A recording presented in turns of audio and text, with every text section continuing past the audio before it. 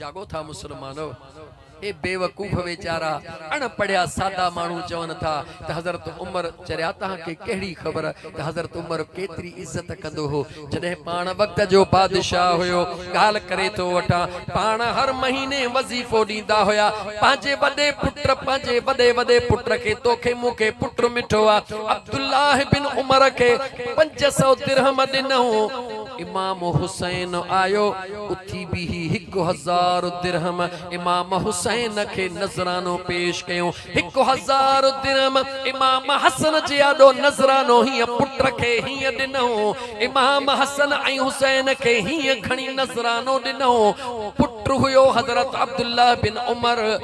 दिल में ख्याल आयो बर्दाश्त न करे सको पांजे पीउ के तो चवे बाबा बदर जे जंग में मां लड़ से दुखन सुखन में मां लड़ से काफरन सा मुकाबला मुंह कया हिनन नढड़न शहजादन या का जंग भी कान लड़िया हिनन के हजार हजार तो मिले मुखे 500 था मिलन मां त तवा जो पुत्र हां। हजरत उमर जो जवाब बुधाया पूरी तारीख पढ़ो न निकरे त हे फकीर तवा सा राज पर बदल। हजरत अमीर उमर पांजे पुत्र दे निहारे चयो ओ 14 जे चंद्रन सा 14 जे चंद्रन सा रीस करण वारा एतरो त बुधा जेड़ी अम्मा हसन हुसैन जिया छा तुजी अम्मा अहड़ी आहे। जागो था सोने उमर जे पुटड़े निहारे चयो न मुझा बाबा वरी हजरत उमर चयो जेड़ो नानो इमाम हसन हुसैन जो आ तुझो नानो एड़ो आहे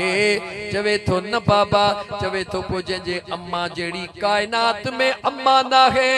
जे नाने जेड़ो कायनात में नानो ना है वो मां जो लाल कड़ो आ जे को हिन शहजादन सा रीस करे। अदा इहा मोहब्बत है या काने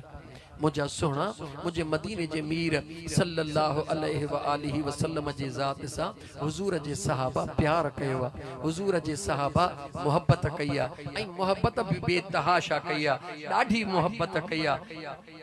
खबर तो खिलंदे खिलंदे टाइम घणो गुजरियो खबर तो कोन खबर पेव न छो न खबर पई जो मोहब्बत में वेठा होयासी मोहब्बत में वेठा होयासी कलाक को मथे थियो कल ही का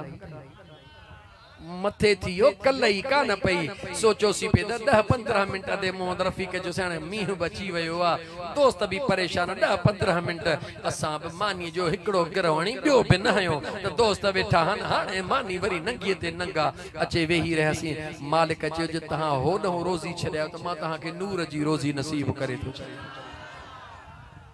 जागो था न मुझा दोस्तों हाने बस कयूं या